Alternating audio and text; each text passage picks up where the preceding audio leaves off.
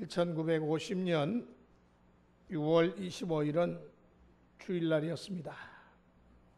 주일 새벽에 북한 공산 집단이 그 당시에 공산주의 종주국인 소련 지도자 스탈린의 전쟁 재가를 얻어가지고 우리 남한을 침략했습니다. 주일 새벽에 전쟁이 일어났어요. 북한 공산 집단이 남한을 침략한 이 남침이라는 역사적 증거가 러시아에 해제된 1급 비밀 문서를 통해서 또 그 밖에도 많은 문서들을 통해서 역사적 증거가 백일화에 드러났음에도 불구하고 6.25 전쟁을 남한에서 북한을 침략한 북침이라고 지금도 북한은 우기고 있습니다. 그래서 탈북자들이 한국에 나와가지고 하나원에서 교육을 받을 때 6.25 전쟁은 남한에서 북한을 친 게 아니라 북한에서 남한을 쳤다 이렇게 가르치면은 아주 소스라지게 놀라요. 깜짝 놀라요. 세상에 그런 일이 어떻게 일어날 수가 있냐. 자기네들은 지금까지 남한이 북한을 쳐서 6.25 해방전쟁을 자기네들이 승리로 이끌었다는 거예요. 이렇게 북한은 동족상잔의 이 비극적인 전쟁을 일으킨 장본인이 자기가 아니고 남한이라고 그렇게 뒤집어 씌우고 있습니다. 우리 대한민국 국민 가운데도요, 조금 정신상태가 이상한 사람들은 6.25 전쟁은 남침이 아니고 북침이라고 그렇게 또 주장하는 북한 당국자들의 주장을 그대로 답습하는 사람들이 꽤 있어요. 그런 사람들은 정말 안타까운 사람들이죠. 이제 오는 6월 25일 목요일이면은 이제 6.25 전쟁 당일날이 됩니다. 65주년. 여러분, 이 6.25는 우리에게 엄청난 손실과 상처를 남겨준 전쟁입니다. 우리 국군이 얼마나 많이 죽었냐 하면은 육해공 합쳐가지고 25만 6,499명이 국방부에 전사자가 그렇게 기록이 되어 있습니다. 그 밖에 어느 오지 전투에서 어느 산골짜기에서 행방불명되고 또 그 생사가 밝혀지지 않은 북한으로 끌려간 사람들까지 다 합치면은 숫자가 더 많습니다.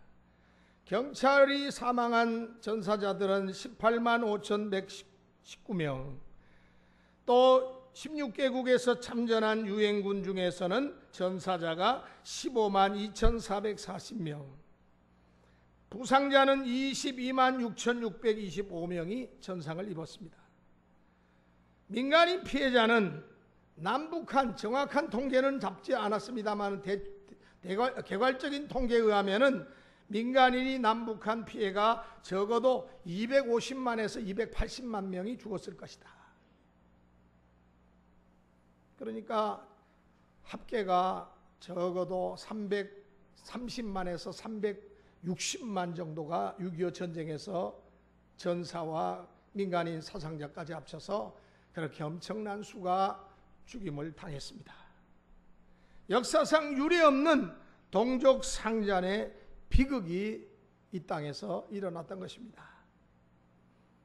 저는 지난 9일 화요일 날 동작동 국립묘지 충원당에서 저희 장인 되시는 고 김영표 목사님 6주기 추도 예배를 우리 김보라 집사님 식구들과 또 우리 처가 식구들과 또 목사님 제자들과 함께 예배를 드렸습니다. 이 동작동에는 조국을 지키다 순국한 국군들과 경찰들이 그리고 나라를 위해서 애국 헌신한 애국지사들의 유해가 그곳에 안장이 되어 있습니다. 그리고 저 남쪽에 부산에 가면은 16개국에서 우리 한국전쟁에 참전해서 우리 한국의 평화를 위해서 기꺼이 헌신하는 사랑하는 마음으로 이 땅의 전쟁에 참전했다가 전사한 우리 참전 용사들 그들의 유해가 그곳에 부산 유엔 기념묘지에 안치되어 있습니다. 그들의 희생이 있었기에 오늘 이 나라가 이렇게 참으로 세계 대한민국이라고 하는 그 이름을 드러내면서 존립할 수 있었다고 생각을 합니다. 참으로 감사한 마음이 우리 속에서 샘솟듯이 솟아납니다. 그분들의 헌신과 수고와 희생이 아니었더라면 또 많은 전쟁에 참여했던 그 전쟁 그 부상자들이 얼마나 또 많습니까? 저희 소천하신 저희 아버님도 6.25 전쟁 참전용사이셨는데 저는 이때가 되면은 다 이 나라를 위해서 헌신하신 분들의 그 헌신이 다시 한번 생각이 나서 그분들을 위해서라도 우리가 이 나라를 더욱더 사랑하고 이 나라를 위해서 더 많은 수고와 땀을 흘려야 되겠다라고 하는 사실입니다. 여러분, 오늘 이 대한민국이 이렇게 세계 11위권에 드는 부유한 나라가 되었어요. 강한 나라가 되었어요.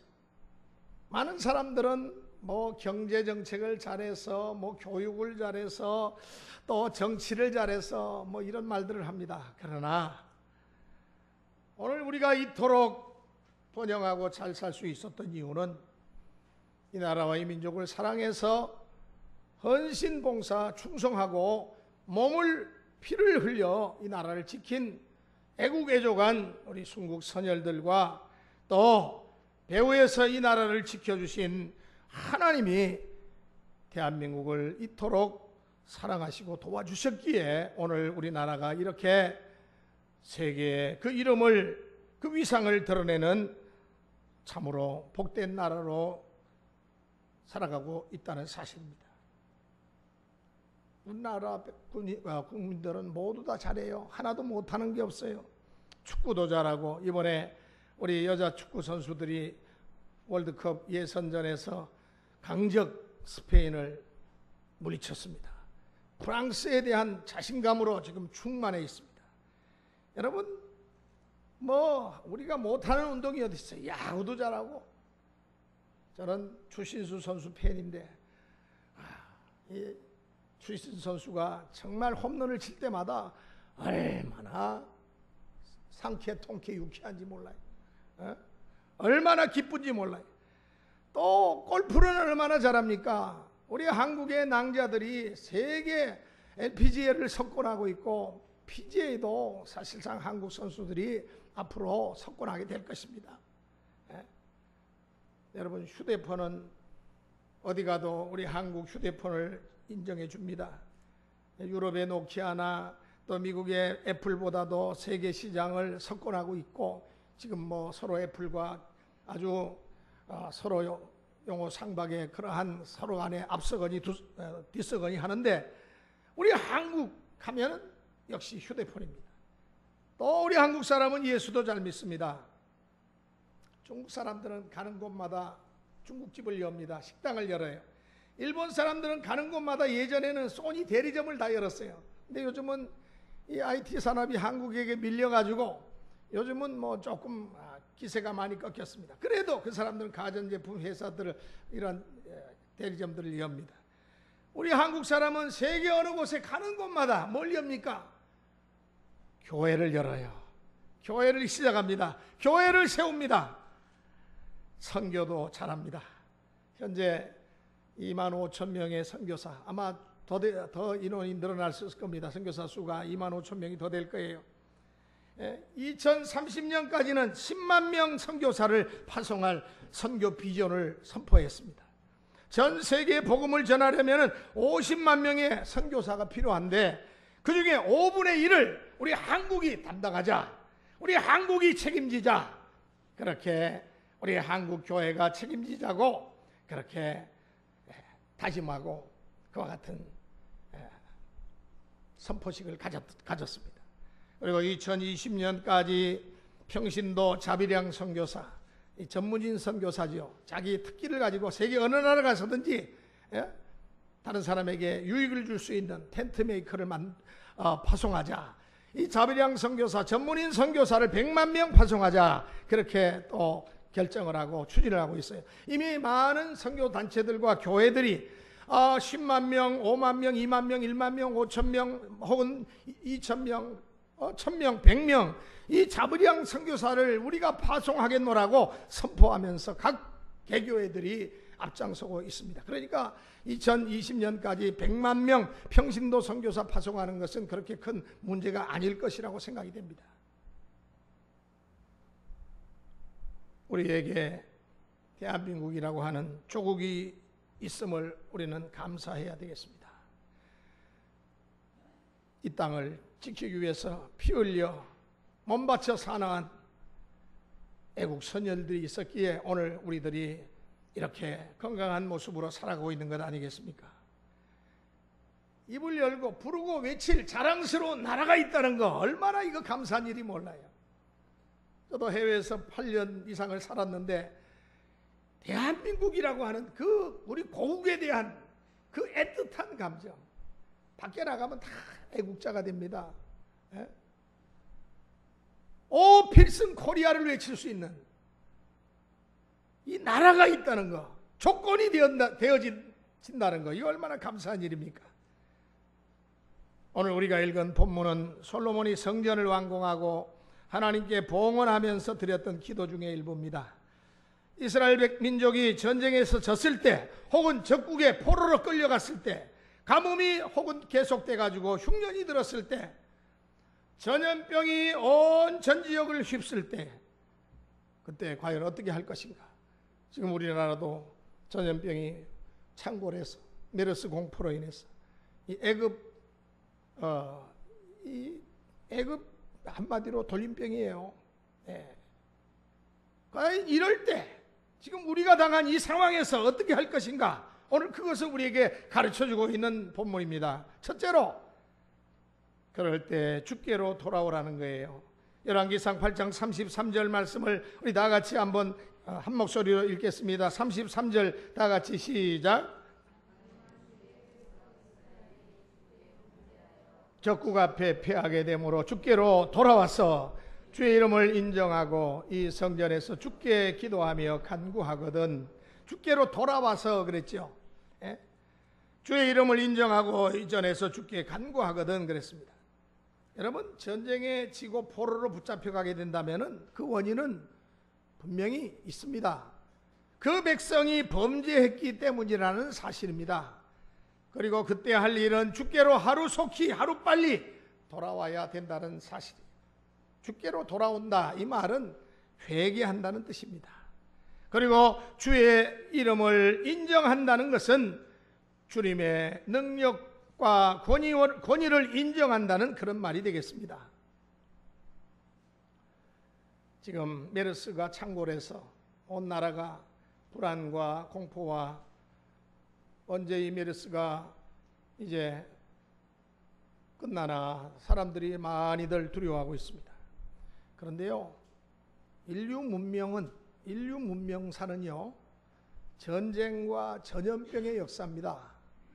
인간이 에덴에서 타락한 이후에 우리 인간이 계속해서 죄를 지음으로 말미암아 이 죄값으로 질병은 만연하기 시작했어요. 그러니까 전염병은 인류 문명과 맥을 같이 해서 오늘날까지 왔어요. 조선시대 때 끔찍한 욕이 뭔지 아십니까? 좀 양해하십시오. 조선시대 때 제일 끔찍한 욕이 연병할 놈, 연병할 놈이란 말입니다. 연병이 뭐예요? 연병이 바로 전염병의 그 연병입니다. 연병. 다시 말하면 티푸스 계통의 돌림병이 바로 그 연병입니다. 지금 메르스 같은 이런 병이 바로 연병입니다. 그러한 전염병에 걸리면 온몸이 타들어가서 그 고통이 이루 말할 수 없어요. 고열이 너무너무 높아가지고 온몸이 타들어갈 정도예요. 그런 고통을 겪다가 시름시름 앓다가 죽어갔습니다. 이 조선시대에 이런 역병들이 수도 없었어요. 약이 없으니까 가족들은 속수무책으로 눈물만 흘리면서 그저 죽어가는 망대 앞에서 고통하면서 그들이 통곡할 따름입니다. 이 조선시대 때 이 전염병의 시대였는데 돌림병이 몇 년에 한 번씩 이렇게 돌았어요. 조선왕조실록에 보면은 이 조선시대 때 이 돌림병이 얼마나 창궐했는지 말로 다 할 수 없어요. 그래서 그 시대에는요, 일반 평민들의 평균 수명이 25세에서 29세예요. 놀랄 노자 아닙니까? 그러니까 평균 수명, 물론 오래 산 사람도 있겠지만 평균 수명이 25세에서 28세예요. 그렇게 이 돌림병 때문에 많은 사람들이 일찌감치 죽었어요. 조선시대 때 임금의 평균 수명은 50대입니다. 48세에서 50세. 임금들도 건너뛰지 않습니다. 이런 돌림병들은. 지금 퇴치된 천연두, 마마라고 그러죠. 옛날 어르신들은 시두라고 그랬습니다. 시두. 어떤 지역에 가면 두창이라고도 하는데, 이 돌림병, 이 천연두는 인류 문명사에 있어서 최초의 전염병이 바로 이 시두, 두창, 이 천연두입니다. 예? 얼마나 이 천연두가, 이 전염병이 인류 문화 속에 들어와서 얼마나 인류를 괴롭혔는지, 특히 우리나라에 들어와가지고 조선시대 때 얼마나 많은 사람을 괴롭혔는지, 천연두 이름을 마마로 바꿨어요. 중전마마 할 때 마마, 그 마마입니다. 높여서 제발 좀 돌아가시라고, 제발 좀 떠나달라고 이름을 바꿔서 부를 정도로 이 전염병이 조선시대에 이 나라를 휩쓸었습니다. 한 지역을 휩쓸면 수백 명 죽는 거는 이건 시간 문제고, 어떤 때는요 수십만 명이 죽어나갔어요.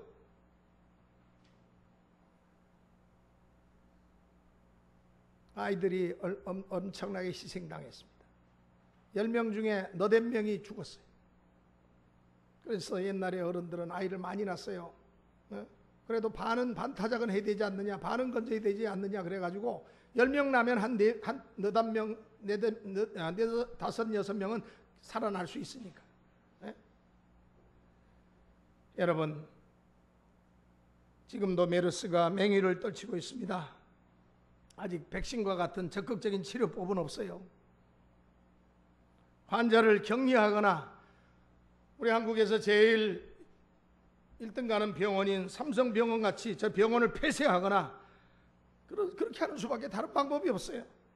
지금 보건당국이 메르스 완치 판정을 받은 공군 원사를 이제 그 혈청을 뽑아가지고 환자에게 투여하는 그런 치료법을 도입한다고 말을 하는데, 그게 백신으로 만들어지려면 어느 세월에 만들어지겠습니까? 그래도 저들이 그 개발을 착수한다고 하니까 그래도 참 고무적인 일이라고 생각합니다. 그러나 항구적인 백신은 주님께로 돌아오는 것입니다. WHO의 우리 한국 사무총장으로 정말로 이 전염병 현장을 누비고 다니셨던 이종옥 박사가 결국 전염병에 의해서 희생됐죠. 이분이 이런 말을 했어요. 바이러스의 변종이 무섭게 이루어지고 있다. 공기로 전염되는 인간 독감으로 변종되는 것은 오직 시간 문제일 뿐이다. 이종옥 박사가 한 말입니다. 유언과도 같은 말입니다. 자기도 그 전염병으로 죽어가면서 이 바이러스의 변종이 무섭게 이루어지고 있는데, 이 공기간의 전염은 시간 문제라는 거예요. 그래서 지금 이 메르스가 이 공기간에 전염되는 건 아닌가, 얼마나 많은 사람들이 긴장했습니까? 그러나 안심하십시오. 공기간의 전염은 아니에요. 그러나 머지않아서 공기간에 전염되는 그와 같은 시간이 지금 임박하고 있다는 거예요. 예? 우리 인간이 독감에 대해서 오만해지는 동안에 이 질병 뒤에 숨은 새로운 전염병이 지금 이 순간에도 그 파괴력을 계속해서 키우고 있다는 사실입니다. 여러분, 이러한 돌림병에서 고칠 수 있는 유일한 백신이 있습니다. 그 백신은 바로 예수 그리스도입니다. 예수 그리스도 앞에 나오시면은 우리는 그 어떠한 항생제로도 안 되는데 예수 백신을 맞으면은 주님께서 우리를 강건하게 지켜주신다는 사실입니다. 주의 이름을 부르는 백성들을 주님께서는 구원해 주시겠다고 그랬어요.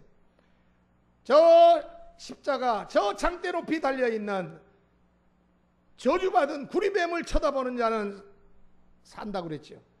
우리 위해서 대신 십자가에 달리셔서 저주를 받으신 하나님의 아들 예수 그리스도를 바라보는 자는 구원을 받고 치료를 받고 놀라운 하나님의 은총을 힘입게 된다는 이야기입니다. 로마서 10장 10절에 입으로 시인하여 구원에 이르느니라. 우리가 예수 그리스도를 구주로 시인하고 예수 이름을 부르세요. 예수 이름의 권세를 의지하시기 바랍니다. 영국 과학자들의 연구 결과에 따르면은 서로 사람이 눈을 맞춰야지 사랑이 시작된다는 이야기를 합니다. 이 사람들은 우리보다 좀 한 발짝 늦어요. 우리는 벌써 그거 오래전에 알았는데, 아무리 매력적인 사람이라도 눈을 맞추지 않으면 뇌에서 어떤 반응도 일어나지 않는다는 이야기예요. 우리는 오래전에 벌써 그 사실을 알고 있어요. 그래서 젊은 청년들이 사랑에 빠질 때는 눈이 맞았다고 그러죠. 여러분, 시력 조정을 위해 가지고 이 컨택트 렌즈를 끼는 사람들이 많이 있죠. 물론 질과 제품에 따라서 가격이 천차만별입니다. 그러나 제 아무리 비싼 렌즈라도 자기 눈에 맞아야지 초점이 잘 맞고 잘 보여요. 맞지 않으면 눈에 상처가 나고 시력이 떨어집니다. 컨택 렌즈가 뭡니까? 눈에 맞는 게, 컨택, 눈에 맞는 게 그게 바로 렌즈, 컨택 렌즈예요. 여러분, 신앙은 하나님과 눈을 맞추고 하나님을 바라보는 것입니다. 그리고 하나님을 사랑하고 섬긴다는 것을 고백하고 시인해야지 됩니다. 나는 예수님을 믿습니다. 나는 하나님을 사랑합니다. 그 이름을 부르면서 고백하는 것입니다. 여러분 잘 아시는 복음송 있죠. 사랑합니다 나의 예수님. 한번 부를까요? 다 같이 한번 부르시겠습니다. 사랑합니다 나의 예수님, 사랑합니다 아주 많이요, 아주 많이요. 사랑합니다, 사랑합니다 나의 예수님, 사랑합니다. 그것뿐이에요, 그것뿐이에요. 사랑한다더라, 사랑하더라,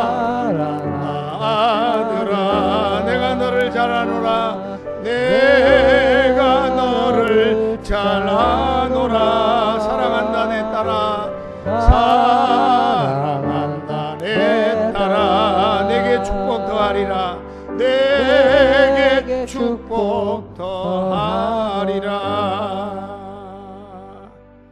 우리가 주님을 사랑하고 그 이름을 부르는 것은 나의 하나님이시고 나를 사랑하시고 나를 위해서 십자가에서 죽으시고 나를 살려주셨기 때문입니다.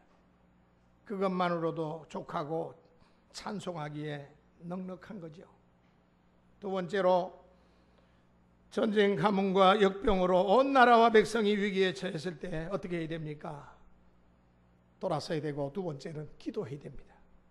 33절 끝절에 보니까, 33절 끝에 보니까 이전에서 주께 빌며 간구하거든 그랬고, 38절에 보니까 이 전을 향하여 손을 펴고 무슨 기도나 무슨 간구를 하거든 그렇게 말했습니다. 44절을 보면은 주의 이름을 위하여 건축한 전 있는 편을 향하여 여호와께 기도하거든.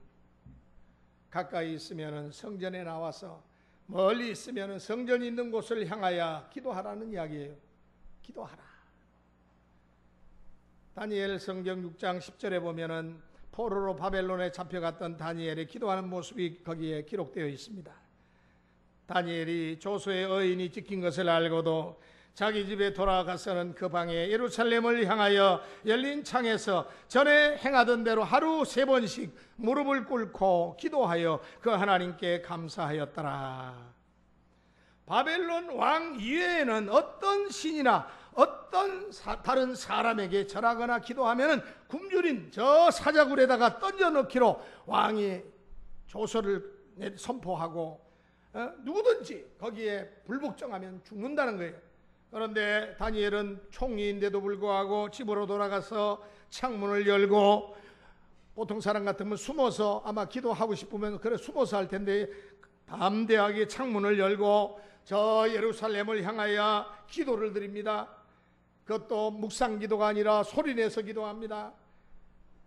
예루살렘에 바로 저들의 성전이 있기 때문에 그렇습니다. 오늘 우리가 이 구절을 문자적으로 해석할 필요는 없습니다. 가능하다면 집에서 혹은 직장에서 여러분들이 기도하실 때 기왕이면 교회가 있는 새서울 교회가 있는 쪽을 향해서 기도하는 것도 중요합니다. 그러나 더 중요한 것은 교회에 직접 나오셔서 기도하는 것이 더 중요합니다. 세 번째로 위경에 처했을 때는 먼저 죄에서 떠나야 합니다. 여기 보니까 35절 끝에 보니까 그 죄에서 떠나거든. 또 47절에서는 너희가 사로잡혀간 땅에서 스스로 깨닫고 그 사로잡은 자의 땅에서 돌이켜 그랬어요. 여기 죄에서 떠난다, 돌이킨다, 이거 뭡니까? 회개한다는 말이죠. 회개한다. 잘못했습니다. 다시는 안 하겠습니다. 용서해 주세요. 회개하고 기도해야 된다는 이야기입니다. 대표적인 예로 두 사람을 들겠습니다. 먼저 베드로를 생각해 보세요. 그는 예수님의 수제자예요. 정말로 예수님이 누구보다도 신뢰하는 제자였습니다.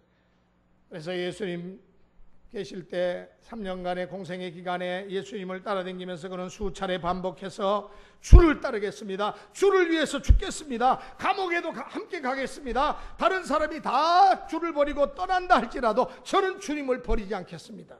장담하고 정말로 많은 제자들 앞에서 큰 소리치던 호언장담하던 인물입니다. 그런 그가 생명의 위협을 느끼게 되자 예수님이 저기 바라보이는 위치에서 연속으로 그것도 3번씩이나 주님을 모른다고, 마지막 3번째는 주님을 저주하면서 부인합니다. 한마디로 큰 죄를 범한 거죠. 그러나 그는 그날 새벽 닭 우는 소리를 듣고 회개했어요.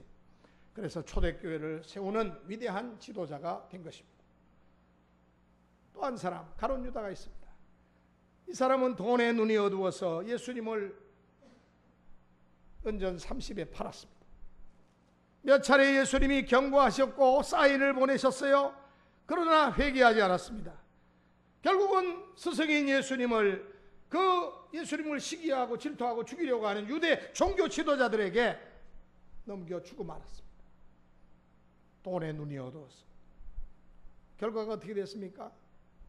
나중에 스승을 판 죄로 자기 자신이 뉘우치기는 했는데 회개하지 않았어요.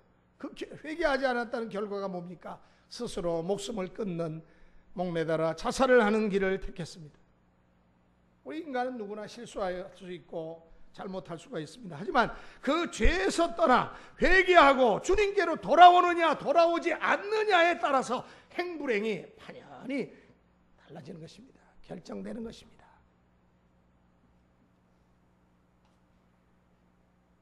오늘 말씀의 결론은 응답에 대한 믿음입니다.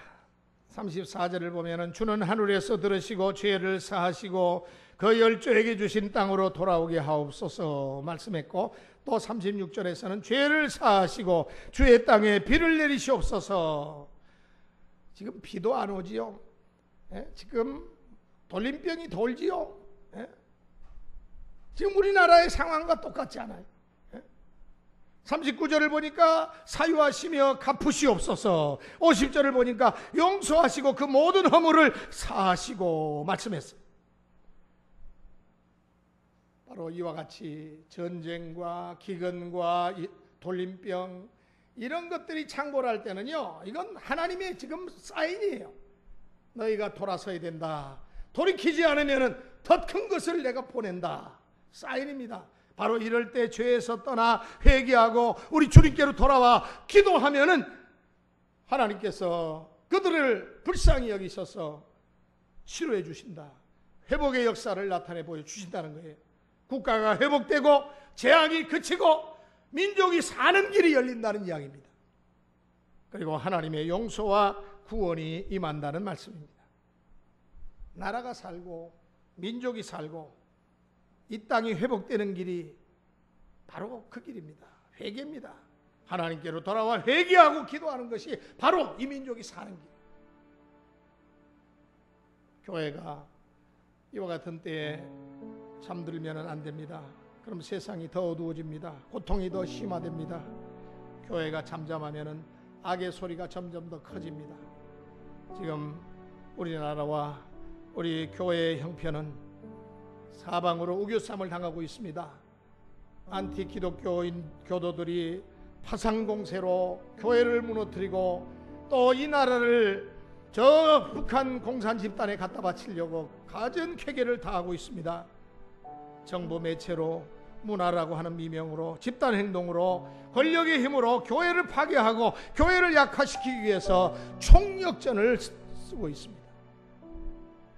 소수자의 인권 운운하면서 동성연애를 합법화하고 앞으로 이 나라의 성도덕의 타락이 앞으로 만약에 그러한 법률을 통과시킨다면 불을 보듯이 뻔합니다. 숨어서 동성애자들의 축제를 벌이던 자들이 이제는 서울시 광장을 빌려가지고 동성애 축제를 하고 있습니다. 오늘 28일은 동성애자들이 시가행진을 한다고 합니다. 벌거벗고. 교회가 죽으면 나라도 죽습니다. 이때 우리가 잠잠하면 돌들이 소리친다고 그랬습니다. 교회가 망하면 권력도 망합니다. 교회가 시들면 역사도 시들고 맙니다. 그러므로 우리 크리스찬들은 이제 깨어서 나라와 민족을 위해서 기도해야 되겠습니다. 일어나서 기도해야 되겠습니다. 정신 차리고 믿음을 지켜나가야 되겠습니다. 역사의 주인은 사람이 아닙니다. 내 인생의 주인은 내가 아닙니다. 하나님이 바로 역사의 주인이요 우리 생명의 주인이십니다. 하나님 우리를 회복시켜 주시옵소서. 이 민족을 주께로 돌아오게 하여 달라고 우리 모두 함께 이 시간에 1, 2분간 합심해서 통성으로 이 나라 이 민족을 위해서 우리 기도하면서 제가 또 마무리 기도하고 그리고 우리 함께 마지막 송하고 축도하고 마치겠습니다. 우리 다 같이 이 나라 이 민족을 위해서 기도합니다.